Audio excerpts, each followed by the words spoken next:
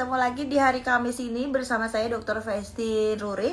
Dan saya juga akan mengundang teman saya Dr. Ayundria. Kira-kira dia sudah bergabung? Oh, sudah bergabung. Oke, langsung saja.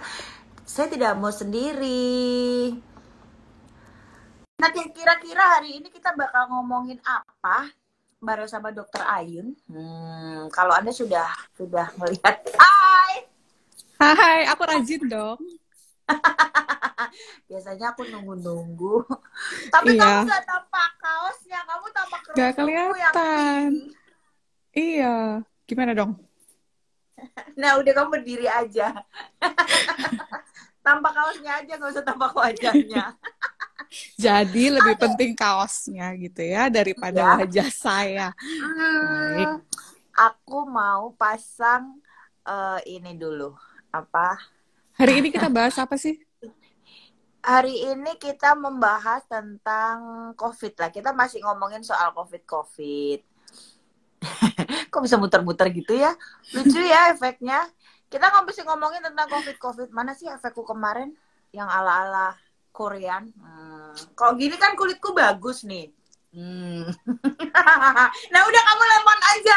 Esensia kan? Cantik loh. Kamu seksi loh pakai lemon. Lemon. Oke, balik lagi. Kita ngebahas apa? Gini. Ini mungkin yang terjadi sama aku juga kemarin kan, Dok? Yaitu adalah COVID-19 anxiety syndrome. Kecemasan karena COVID-19. Ya kan? Iya. Kemarin kan aku sempat 2 minggu flu, gak sembuh-sembuh. Ya, Terus kan? akhirnya? Akhirnya aku sampai antigen tiap 2 hari sekali kan, negatif. Oke. Nah, antigen 2 hari sekali masih negatif. Terus akhirnya aku PCR. Kamu kerudung putih, aku pakai blanket. Kerudung pink, aku pakai blanket. Aku punya loh kayak gitu. Mau tak ambilin, Kak? Oh iya? Aku juga punya loh. Astaga. Bentar ya. Ya diambil beneran. Ya ini ya momen laser. Kalau memang kita sehati itu ya begini. Oke, agak aku redupin. Mana? Aku pikir kamu ngambil blanketmu. Oh iya. Ya udah kita sampirin gini. Ala-ala giring niji. Ala-ala musim dingin di Eropa. Iya. Di sini memang dingin sih. Nah, kan beberapa waktu yang lalu aku sampai akhirnya karena aku saking cemasnya tidak tahu nih apa yang terjadi pada hamba. Jadi terus akhirnya aku sampai PCR dan thanks God PCR aku ternyata negatif. Di situ kecemasanku langsung berhenti. Meskipun sampai saat sekarang aku belum yang bener-bener hilang ini ingusanku, tapi aku bawa santai aja, anggap aja aku kembali muda anak ingusan gitu. Oh wow. Bukan anak bawang lagi ya. Jangan bau Popo. kalau bawang. Kalau bawang bau anak ingusan. Nah, apakah memang aku ini termasuk dalam sindrom kecemasan COVID-19? Nah, saya nggak ngerti karena saya bukan SPKJ. Aduh, kayak bulu mata aku lepas deh. Kayak sih, cuman mau pamer aja di rumah pakai bulu mata. Sebenarnya COVID tuh bisa bikin gejala mental gak sih, Dok? Maksudnya kan ada ya gejala mental organik tuh yang kelainan tolong ya, mental, tapi karena dia sakit. Yang menyebarkan hoax itu bagian dari kelainan mental. Janganlah. Itu sudah bawaan. Terus gimana? Bukan karena COVID. Berserakan semuanya pada sakit, terus dia bilang COVID-nya nggak ada. Menurut Anda? Itu bawaan lahir, Dok. Mungkin ya. Mungkin. Sampai orang-orang tuh aku pikir jago juga ya bikin meme. Ada yang bilang begini, aku putus sama dia karena kita beda keyakinan. Hah? Beda agama? Dia ya. Aku yakin COVID apa enggak? Yakin COVID itu ada. Sementara dia yakin COVID nggak ada, sementara aku yakin dia itu bego. Tuh kan? Ya. Sampai kayak begitu. Sampai segitunya loh. Makanya kita bakal ngobrol sama ahlinya karena kita kan nggak ahli-ahli banget ya. Kita ahli dalam bergibahan. Tapi kalau soal bicara tentang mentalitas atau kecemasan sebagainya, kita harus bicara dengan spesialis kejiwaan. SPKJ spesialis kejiwaan kan? Iya, iya tuh bener kan. Kita jadi goblok, sama kita jadi bodoh. Jadi bodoh gara-gara COVID. Kesehatan jiwa. Kesehatan jiwa. Spesialis ya. Kesehatan jiwa. Iya betul. Atau kejiwaan boleh lah ya dipersingkat. Sekali deh. Oke, kita bakal ngobrol sama Dokter Danang. Ini masih teman satu lifting aku, tapi luar biasa loh. Dia ada di Lombok sekarang, dia memimpin satu divisi begitu menjadi staf pengajar. Padahal dulu dia ngajarin aku untuk berbolos. Jadi terus sekarang, kamu ikut nggak? Iya ikut dong. Kamu ikut karena bolos? Aku murid yang baik. Aku murid yang baik. Nah sekarang dia ngajarin yang lain. Semoga murid-muridnya nggak diajarin bolos kayak aku dulu ya sama dia ya. Oke, sebentar. IG-nya dia apa ya? Kok nggak ada? Danang. Ini sudah. Oke. Send request. Oke. Oh iya, sebelumnya selamat merayakan Hari Raya Idul Adha buat teman-teman Womanizer yang merayakan. Kita berkurban. Jangan lupa smooth dan fukosan. Yang kemarin habis sate menyate. Gitu ya. Oke, aku masih udah undang Dokter Danang. Ganteng banget loh dia. Menurut istrinya. Iya. Jadi kayak ya kalau kita maksudnya gini, dulu zaman kita kuliah tuh kan kita nggak nyangka ya teman-teman kita bakal seperti apa, ya kan? Bandel itu bakal kayak apa, kita kan nggak tahu, nggak nyangka gitu loh. Bahkan kita ikut bandel bareng loh ya. Iya, baru duduk masuk kelas sudah dibisikin yuk ke kantin, yuk ayo gitu kan.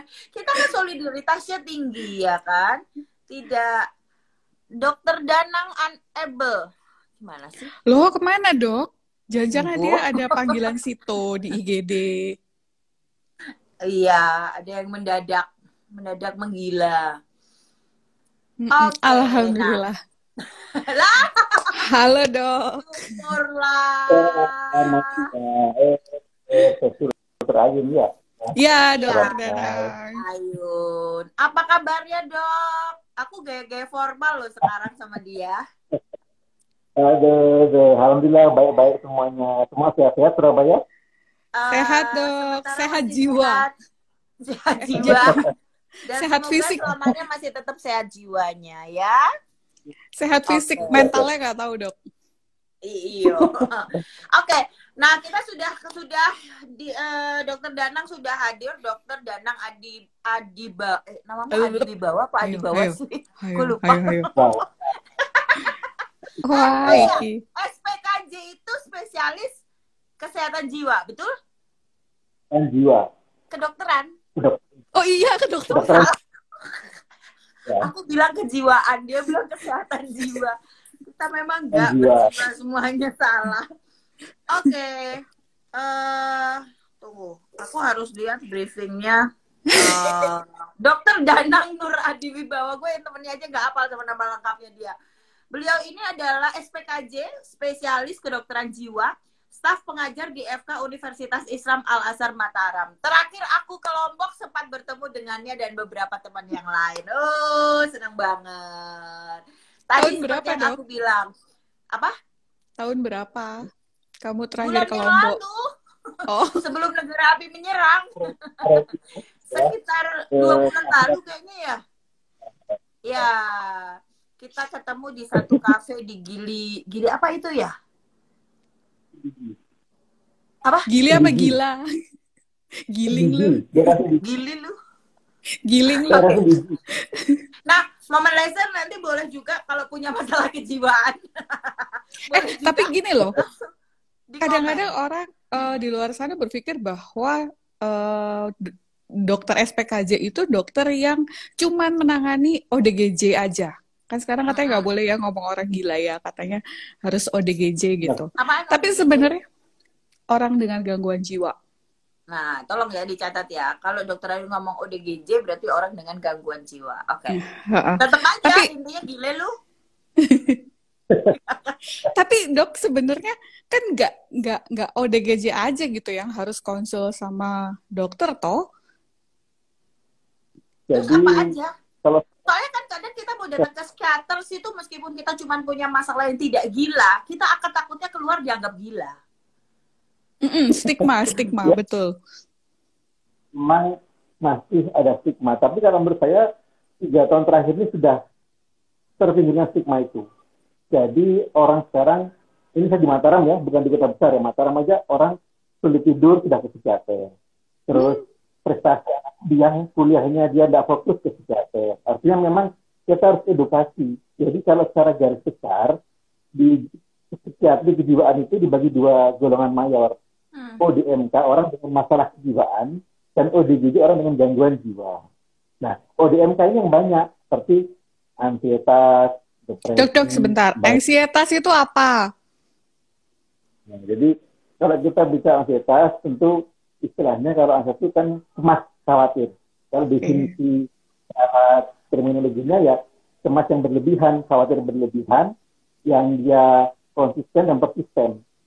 Dan bisa mengganggu ADL, activity daily living, jadi aktivitas sehari-hari.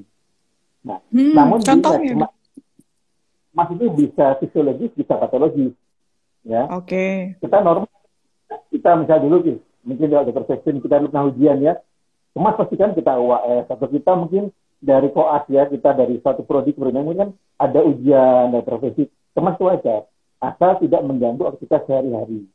Jadi cemasnya boleh cemas aja, tapi nggak boleh yang terus jadi lemes, jadi nggak ngapa-ngapain, jadi rebahan lebay, aja, gitu ya dok ya? Itu lebay, bukan lemas, bukan cemas. Itu kan lebay. Mengganggu kegiatan sehari-hari. Kalau kita bicara cemas, itu dibagi 3 tingkatan. Yang pertama cemas biasa, ansietas, itu bisa normal, bisa normal, kan saya bilangnya, bisa fisiologis, bisa patologis. Kemudian yang kedua, abnormal cemas. Abnormal cemas itu misalnya dia ada pressure yang biasa, tapi reaksinya berlebihan. Oh, lebay itu tadi dok ya? Saya nggak ngomong lebay ya, itu cemas biasa. Nggak boleh. Berlebihan. Apa divisinya, saya nggak paham lebay. Ya. Terus kemudian yang cemas disorder, itu cemas yang harus sudah konsultasi. Jadi ada gangguan, misalnya panic attack, gangguan cemas menyeluruh, ya, gangguan cemas depresi, terus post trauma, macam-macam. Nah, itu yang itu ada tingkat. Kita bukan berarti ya pada tingkat terakhir harus terapi, pada tingkat kedua pun bisa, supaya nggak jadi ke tingkat yang lebih berat. Titik poinnya apa dok?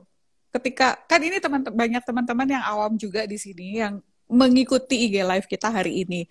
Nah, kalau misalnya di titik poin apa kita cemas dan itu sudah abnormal atau patofisiologis gitu. Tadi saya bilang cemas yang abnormal, jadi yang cemas sudah mengganggu aktivitas sehari-hari. Misalnya, ya rutin misalnya kita kalau bekerja misalnya kita masuk jam 7 rutin. Terus ternyata dalam hari terakhir ada penurunan dalam semangat atau quality of life. Jadi misalnya yang dulu rajin, kok kemudian sering terlambat, ya. Terus kemudian tidak fokus, terus banyak keluhan, sering ke dokter dengan keluhan bermacam-macam, misalnya hidung debar-debar, terus keringading sebagainya, tapi dicek semua di UGD, semuanya normal. Nah, itu tanda-tanda kalau kita sih dari psikiatri kita bilang stopping dokter atau stopping ke laboratorium. Jadi sudah dokter, seakan-akan saya ini tidak sakit, tapi dokter sudah sakit tidak percaya terus. Nah, ini sudah tanda-tanda yang perlu diintervensi. Gitu Mama Lizer. Kalau aku sih tahu. Gayamu. Tapi terus kalau korelasinya sama sekarang kondisi COVID gini, apakah banyak banget dokter ngedapetin pasien-pasien yang tadinya baik-baik aja lalu dia mendadak menjadi kecemasan yang berlebihan karena COVID. Ya abnormal gitu. Aku dokter loh padahal.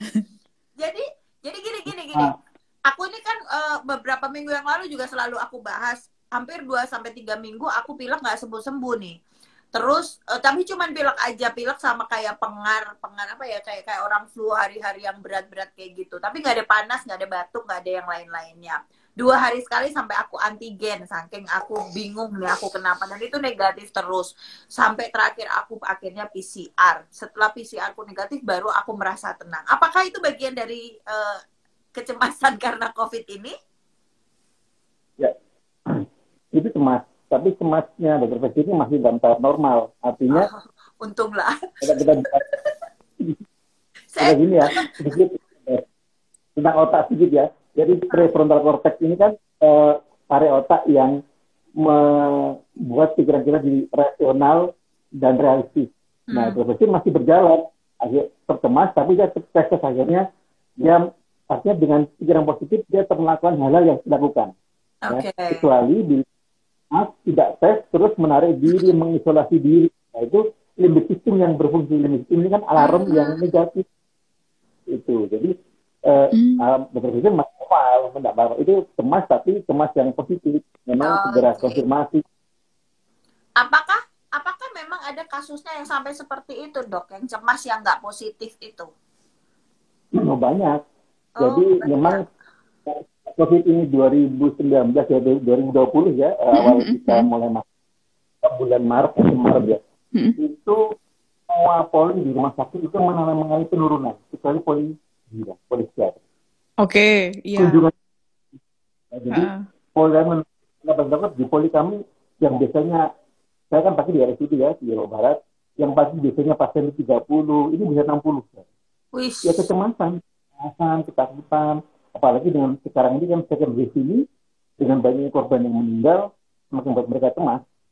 Nah, iya benar. Cemas-cemas yang ke kita, berarti memang cemas-cemas yang sudah harus diintervensi. Tadi saya bilang, jadi tidak anxiety disorder, harus diobati. Karena pasti mengalami penurunan hidup, terus kemudian kualitasnya menurun, pekerjaannya tidak fokus, akhirnya mereka tidak bisa berinteraksi dengan sesama. Misalnya dengan, kadang suami istri juga cemas sama cemasnya. Misal suaminya dari kantor, pulang semprot dulu. Ya kan? Itu bukannya wajar ya, Dok? Dulu. Itu wajar apa cemas, Dok? Ya gini, asal sebenarnya kalau menurut kita tidak suami pulang di tangan mandi selesai kan, kalau dia semprot doang tidak mandi didesinfektan dulu suaminya, jadi sebenarnya pulang swab seluruh badan.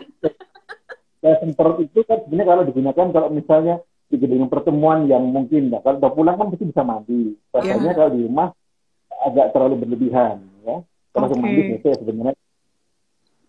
Tapi benar nggak sih kecemasan itu juga bisa muncul, satu karena unknowledge, jadi pengetahuannya memang tidak benar tentang pemahaman COVID ini, dan dua juga karena hoak-hoak yang muncul. How?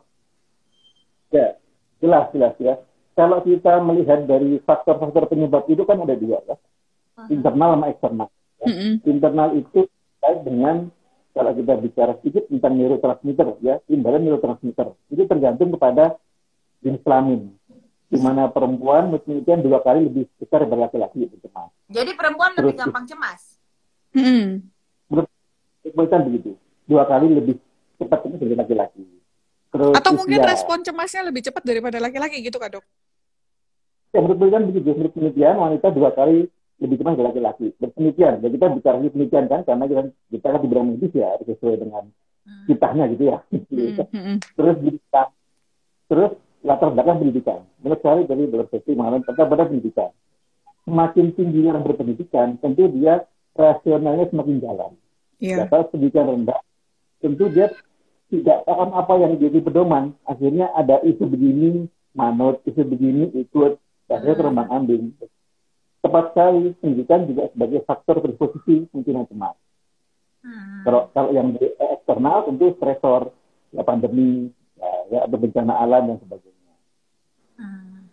Kalau orang yang nggak percaya adanya COVID termasuk gangguan jiwa nggak? Ya, ini di ilmu jiwa ada namanya gangguan kepribadian. Ya. Kalau saya ada pejabat publik yang mau maju, misalnya mau maju pilkada, yang menjadi caleg itu kan ada tes MMBI. Ya. Itu kami kan kalau ada misalnya pemilu apa kita ke rumah sakit itu ada kriteria yang tidak meloloskan seseorang menjadi calon pejabat publik. Yang pertama, gangguan jiwa berat. Yang kedua, kekerasan mental. Yang ketiga, depresi berat sama gangguan kepribadian. Nah, ini kepribadian itu memang nampak nanti di secara MMPI, dia akan sulit bekerja sama dengan orang sekelilingnya dan jadi troublemaker.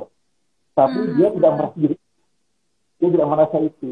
Nah, ya itu bedanya orang dengan gangguan jiwa dengan orang normal tuh itu ya dok ya, kan dia tidak dia tidak menyadari keanehannya itu tadi gitu loh.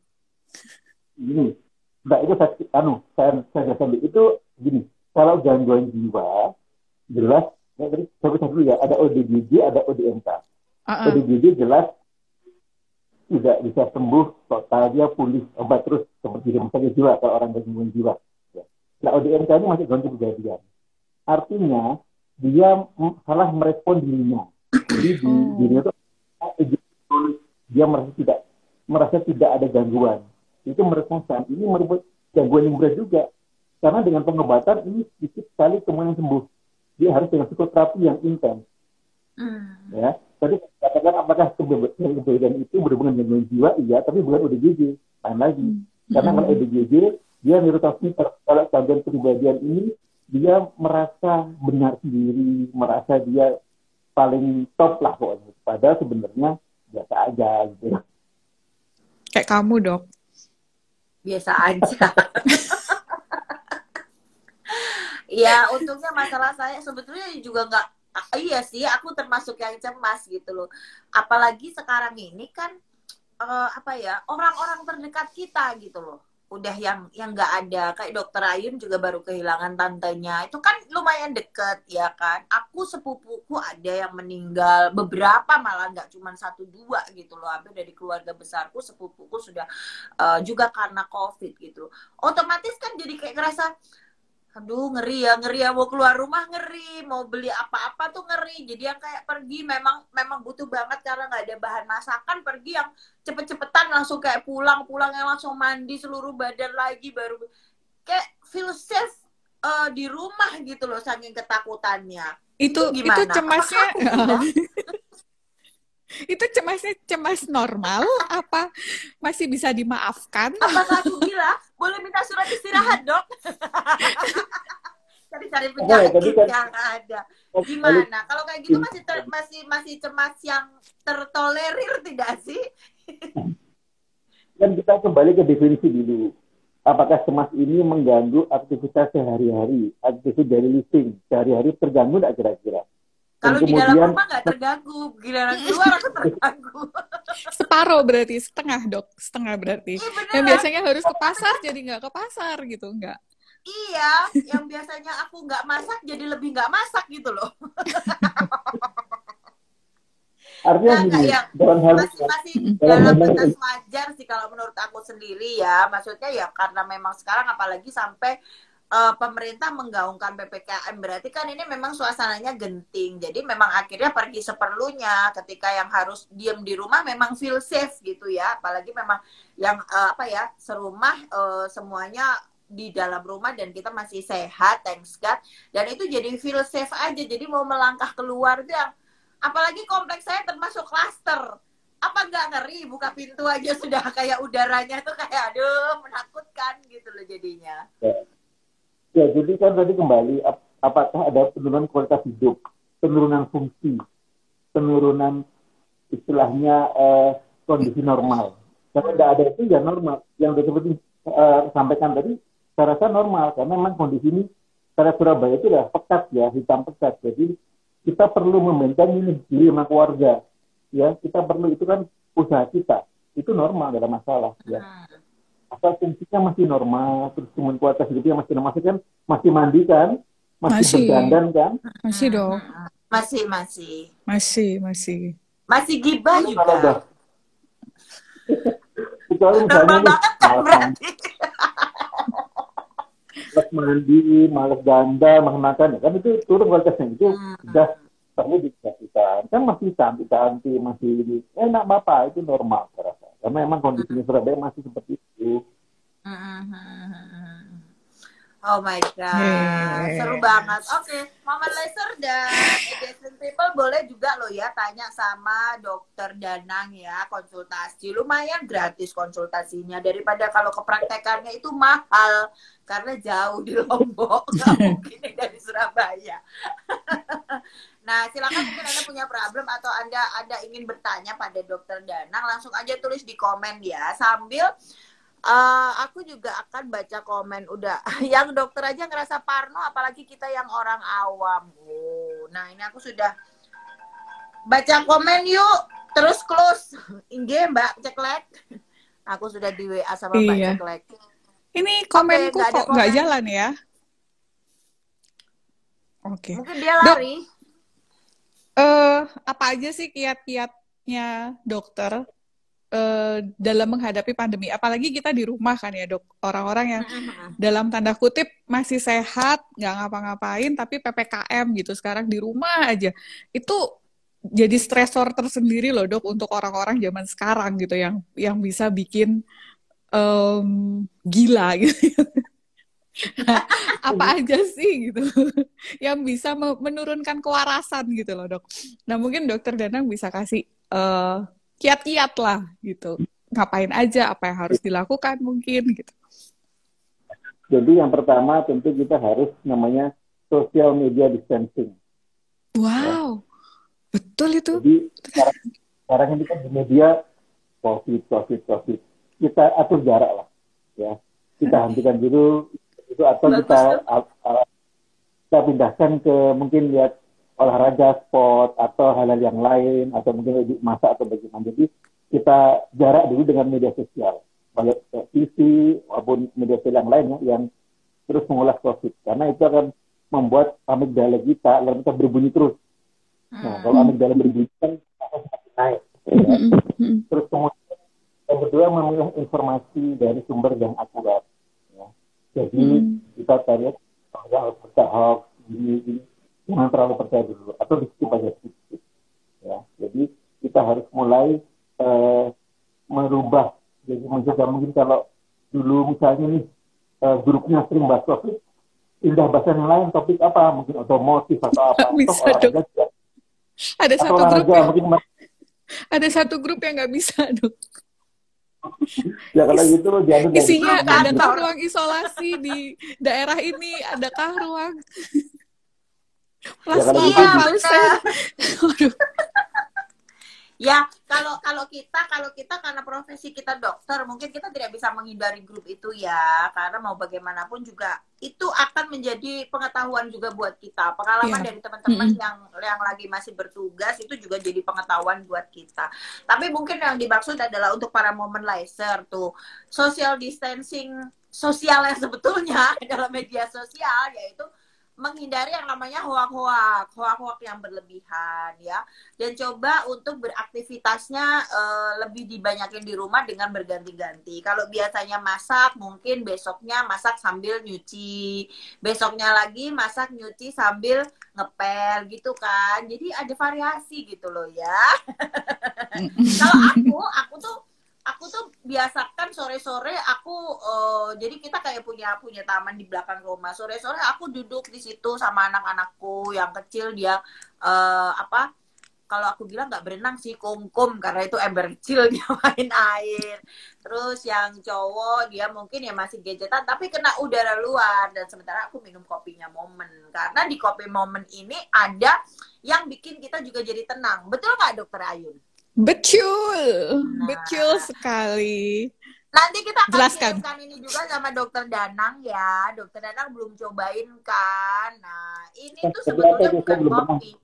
Ini tuh nutrisi tapi rasa kopi. Tuh. Iya dong. Ini juga bagus untuk stamina para pria. Dan wanita juga. Dan rasanya enak. Terus ini aman buat lambung. Betul ya, Dok ya?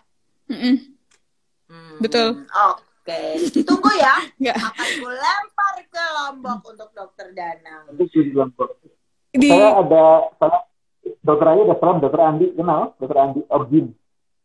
Oh, Kenal? Kenal. Waalaikumsalam, Dok. Kemarin waktu Ferry saya di status saya, terus dia komen, "Duh, Momen ya, sekarang Dokter Ayun ya, saya juga pakai produknya loh untuk pasien saya." Wah, iya. Beliau pakai Forex kalau nggak salah. Dokter Ya, nggak tahu Danang siapa ya. berarti harus terinfluence oleh Dokter Andi juga pakai produk Momen untuk pasiennya, terutama kopi supaya pasiennya lebih tenang. Tolong ya. Dan di kopinya Sedikit Momen tuh potong, ada cordyceps ya, Dok.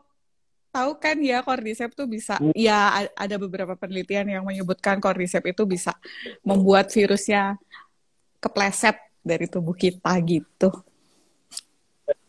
Katanya Ini begitu ada ya. pertanyaan nih, Dok. Iya. Kalau masih ada berantem-berantemnya sama suami, normal nggak, Dok? Itu bukan karena COVID kayaknya ya. Memang ya? Namanya Karena Tapi suami, iya loh, Dok.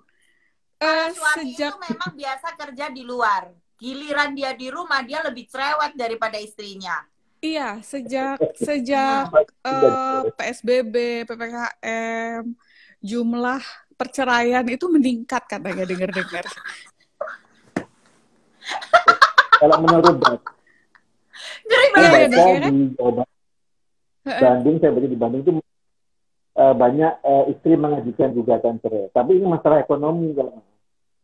Jadi karena penghasilan pandemi ya, suami Dok? banyak. Nah, karena kalau saya baca di Bandung ya tahun lalu kalau saya itu banyak peningkatan di Pengadilan Agama karena ya yang suaminya sudah mungkin PHK atau usahanya macet akhirnya mengajukan gugatan. Kalau suami istri bertengkar itu menurut saya wajar karena begini, pernikahan itu dua pribadi yang berbeda. Iya. Ya, berbeda, tidak bisa sama. Kalau sama, tidak mungkin dia menikah. Nah, dengan perbedaan itu saling melengkapi segala kekurangan, saling memuji segala kelebihan. Tidak bisa kita kalau nggak bertengkar. Malah nggak bertengkar itu malah aneh. Bertengkar itu istilah itu kalau menurut saya sebagai kalau ada klien saya tentang marital counseling ya. Jadi kalau saya bilang pernikahan itu perjalanan. Oke. Ya, kamu mau berjalan itu dengan pacar kamu sampai selesai atau sampai tengah aja. Itu tidak. Coba dipastikan ya, Momen Laser. Kalau Anda nggak pernah bertengkar, coba Anda pastikan itu suami Anda atau suami orang. Hai suamiku, ayo kita bertengkar. Berarti plan hari ini adalah bertengkar dengan suami.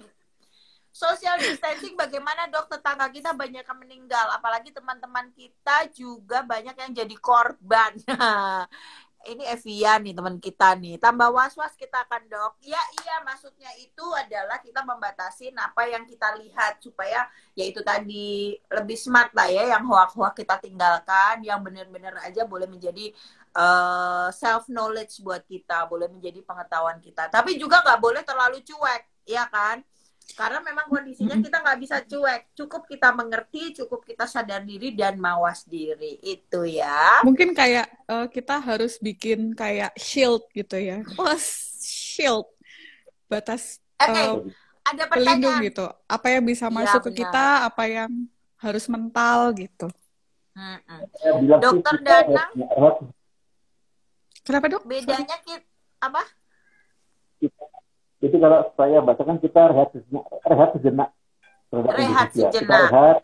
Iya. Tapi bener loh, setelah kemarin itu saya ngerasa males banget gitu pegang handphone loh. Lelah ya rasanya ya. Capek. Lelah, Dok. Males gitu kayaknya pegang handphone tuh kayaknya lelah gitu. Nggak mau denger lagi gitu. Nih. Aku sudah diguprai sama Mbak Ceklek ini, udah kelar waktunya. Dokter Danang, bedanya kita konsultasi dengan dokter kejiwaan dengan psikiater apa ya, Dok? Psikolog. Itu sama. Psikiater dokter jiwa. Ya, psikolog mungkin. Kalau psikolog beda. Kalau sama psikolog. Jadi bedanya bukan sama psikiater ya, Bu. Bedanya itu sama psikolog. Ya, kalau psikolog bukan dokter gitu kan? Ya, jadi psikolog itu hanya melakukan perilaku. Terapi perilaku, oke. Kan ada kita bisa meresetkan, bisa terapi perilaku juga gitu ya. Ya lebih lengkap psikiater lah. Kan lebih lama sekolahnya. Berarti gini, Dok. Ini mohon maaf ya buat para psikolog mungkin yang saat ini menyaksikan. Berarti kalau misalnya kita orang lain nih orang awam merasa ada sesuatu yang aneh dalam dirinya dia harus kemana dulu? Ya, ini kita dengan psikolog itu bermitra. Jadi kalau saya bermitra, yang begini, case yang hanya bisa yang kita lakukan dengan terapi perilaku, nanti saya refer ke psikolog. Jadi berarti ke psikiater dulu ya dok, didiagnosa dulu, baru nanti kita refernya kemana gitu ya? Di rumah sakit nih. Nah, misalnya nih, kepala keluarga, terutama psikolog itu kalau saya jago untuk konsultasi pernikahan, saya jago kalau psikolog. Ya, kalau pernikahan, terus kemudian ini case-nya antar human, antar ini, saya refer ke psikolog karena beliau lebih intens gitu. Karena kalau kita kan sudah menangani misalnya ya gangguan cemas dan lebih, terus kemudian yang gangguan jiwa lagi yang berat ODGJ, nah itu kan dari kita. Jadi biasanya terapi bersifat seperti pernikahan, terus terapi-terapi yang istilahnya gangguan relasi, saya refer ke karena beliau lebih intens, karena sekali itu harus berseri biasanya. Oke, Dokter Danang, thank you banget udah barengan sama kita. Ini seru banget loh ya. Iya loh. Next coba kita pikirkan tema yang lain. Masih mungkin bukan boleh seru, nggak sih dok? Seru, kita ngomongin kayak seminar gitu di Zoom misalnya. Karena kalau di Instagram kan kita keterbatasan waktu ya dok, cuma 1 jam doang gitu. Ya silahkan, yang penting kan kita atur jadwal yang pas, yang mana sama-sama bisa gitu. Pasti Dokter Danang mau, nanti kalau dia nggak mau tak satru. Oke, Danang thank you ya sudah mau gabung sama IG Live kita. Sukses selalu. Thank you dok, sukses. Jaga kesehatan, jaga kewarasan ya dok. Jaga kewarasan itu yang penting. Next kita ketemu lagi ya, kita bikin event yang lain ya. Terima kasih. Thank you dok. Bye bye. Oke. Seru kan gitu loh ya. IG live kita Resep Dokter itu nggak receh-receh. Kita selalu ngomongin meskipun kita berdua dokter, tapi kita juga ingin punya ilmu yang lain dari dokter-dokter teman-teman kita yang lain, ataupun dari narasumber yang lain yang bukan dokter. Intinya adalah kalau experience itu nggak bisa dibeli ya dok ya, pengalaman tuh nggak bisa dibeli. Iya betul. Pengalaman dan insting itu nggak bisa dibeli. Kita harus mengalaminya sendiri. Yes, alhamdulillah materinya bagus. Terima kasih Bu. Kemudian tambah ilmu banyak hari ini. Makasih Dokter Danang. Sama-sama, saya mewakili Dokter Danang. Nah, balik lagi tadi aku sudah sempat bilang bahwa ini itu adalah tuh di foto. Ini tuh adalah produk yang bagus. Saya ini suka, saya termasuk suka sama kopi dan tidak bisa. Yuk apa sih? Mbak Cekle, yuk produk, oke. Saya termasuk orang yang suka sama kopi, tapi nggak bisa makan sampean minum kopi. Nggak bisa minum. Dulu tuh takut yang berdebar-debar.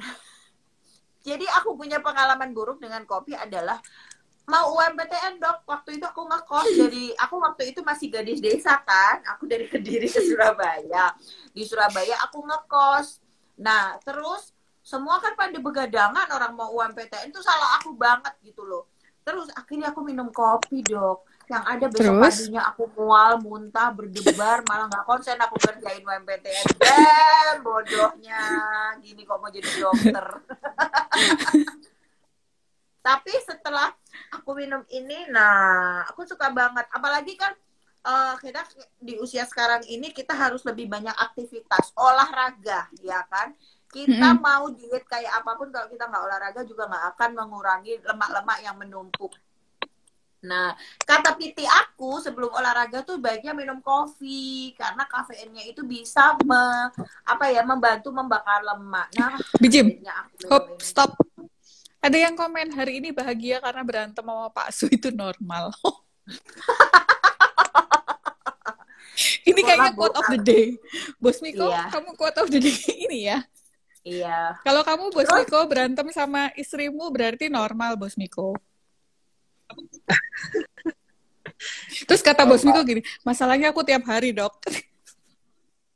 Aku tiap hari nggak berantem, nggak pernah. Oke.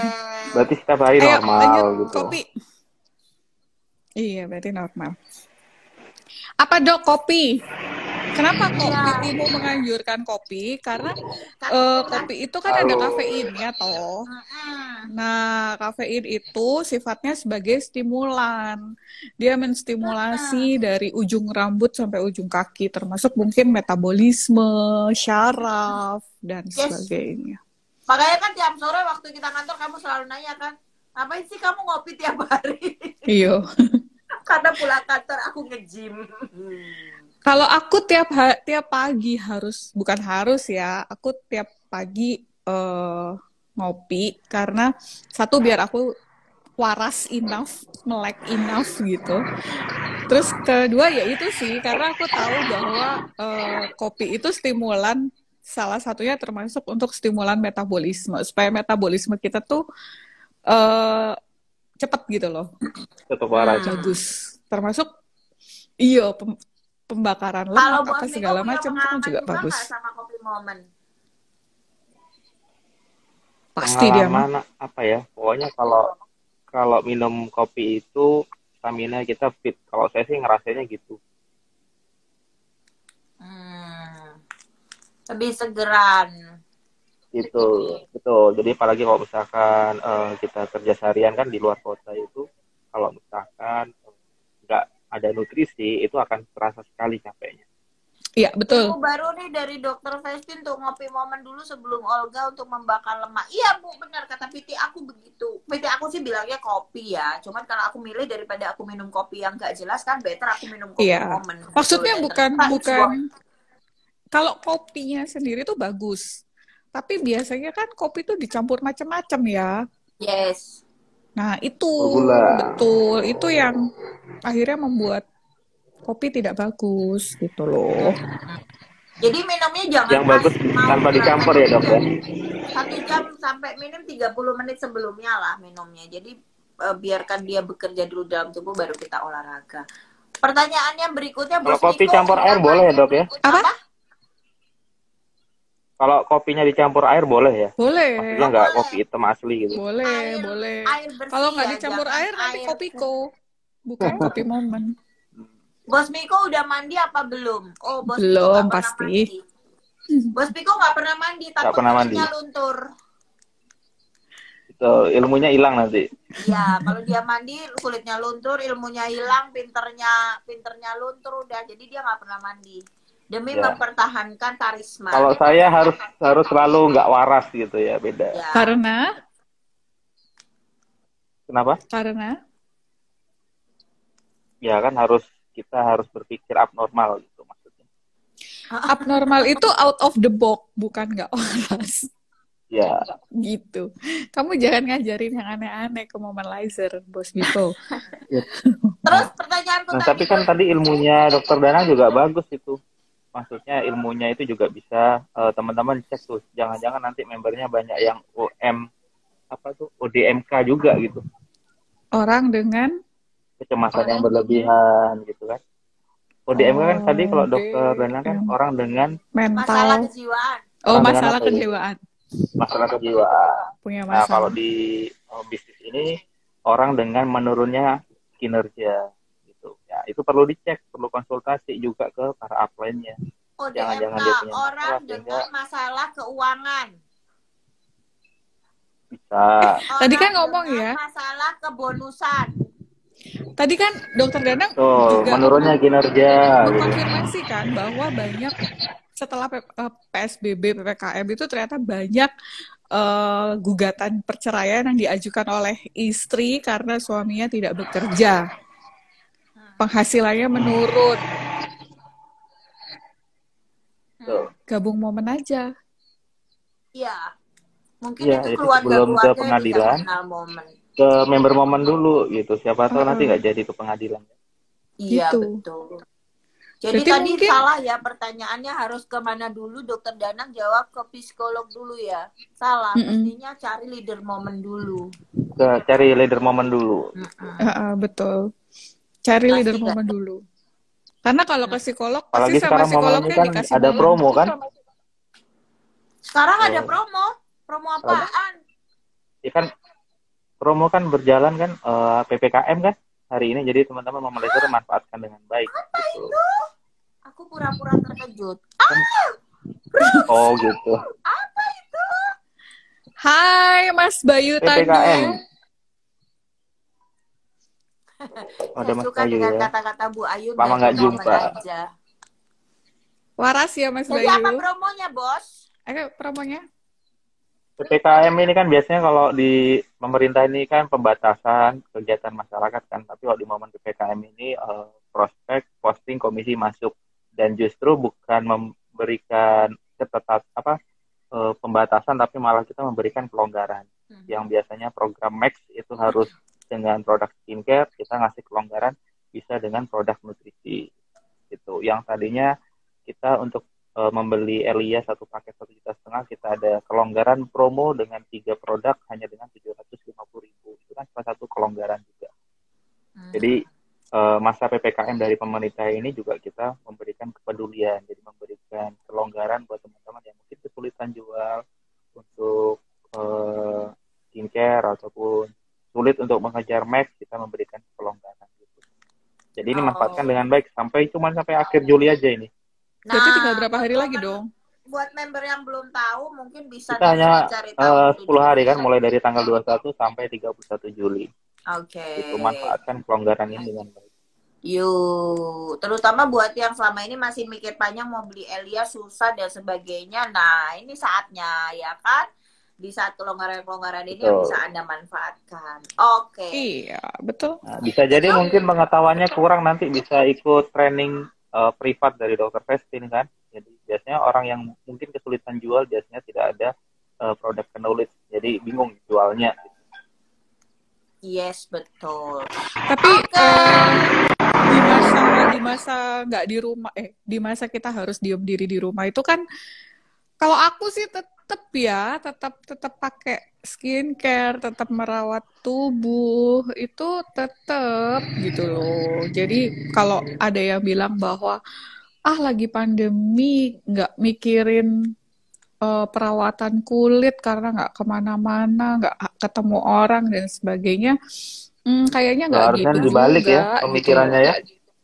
Jangan sampai setelah Harusnya PPKM ini yang di rumah kita perawatan banget gitu. Mumpung kan kita nggak keluar rumah, kita langsung glowing kan? Yes, betul. Gitu. Oke.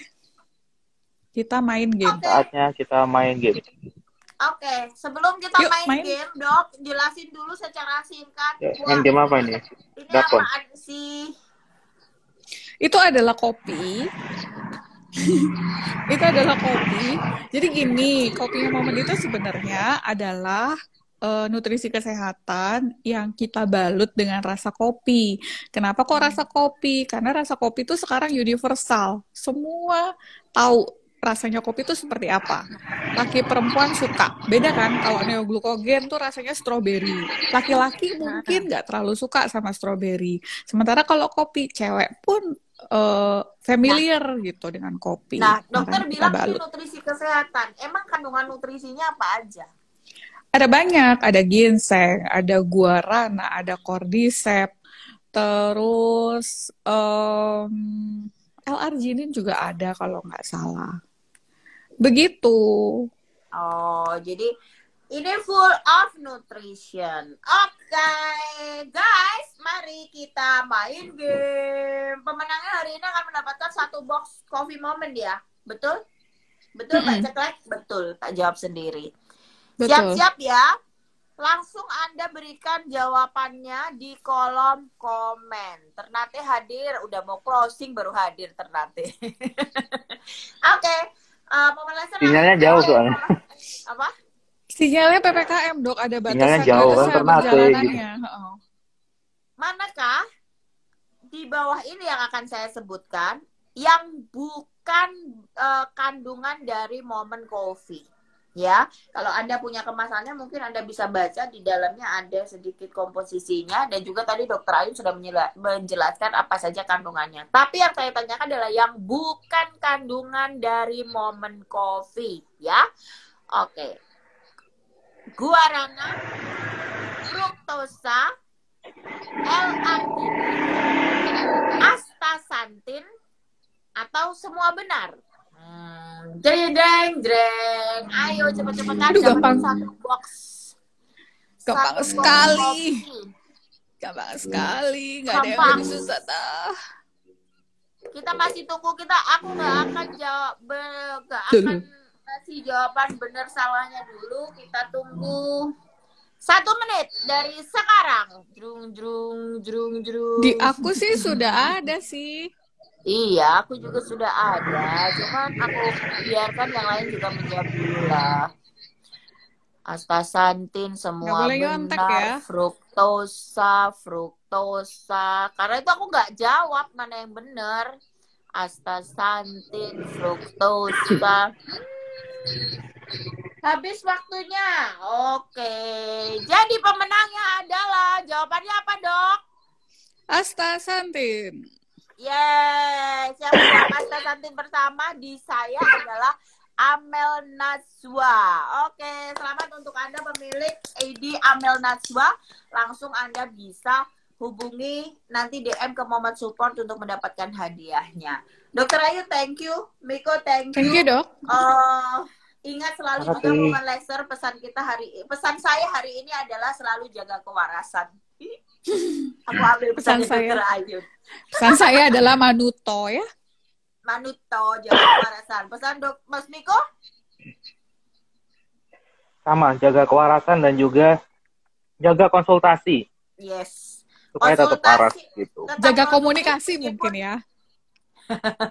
Ya, konsultasi dengan upline supaya tetap waras menjalankan bisnis ini. Jangan sampai gangguan kejiwaan gara-gara informasi yang negatif gitu. Upline-nya sendiri ya, bukan upline-nya orang ya, Bos. Iya, upline-nya sendiri. Nah, kalau upline sendiri banyak berantem berarti itu normal. Iya, benar. Kan sama kayak tadi. Benar-benar. Iya, kalau nggak banyak masalah berarti jaringannya kecil biasanya. Harus banyak masalah berarti jaringan Anda besar. Iya, oke. Ya sudah, daripada kita di close IG nanti malah nggak seru. Jadi kita pamitan ya Moment Laser. Oh ya, hari ini nggak ada IG lanjutan di IG saya baru sama Dokter Ayun. Karena Dokter Ayun harus melakukan aktivitas hari ini. Dan saya juga ada seminar kesehatan. Buat Anda member Moment, hayo. Ya, saya juga nggak bisa. Sudah, apa? Dia juga nggak bisa katanya. Ada live IG lain juga. Buat Anda member Moment, ayo sudah daftar belum seminar kesehatan hari ini? Saya akan kasih tahu Anda tentang efek penggunaan krim abal-abal. Sehebat apa dan sengeri apa efek penggunaannya? Ikuti di seminar kesehatan nanti jam 2. Buat yang belum tahu, buat yang belum daftar, bisa DM ke Moment.support atau cari leadernya. Cari tahu bagaimana supaya bisa daftar. Hari ini nanti 1 jam lagi dari sekarang. Oke, saya Dr. Vestin pamit. Dah, saya Dokter Ayu. Terima kasih. Sampai ketemu. Saya Dr. Miko.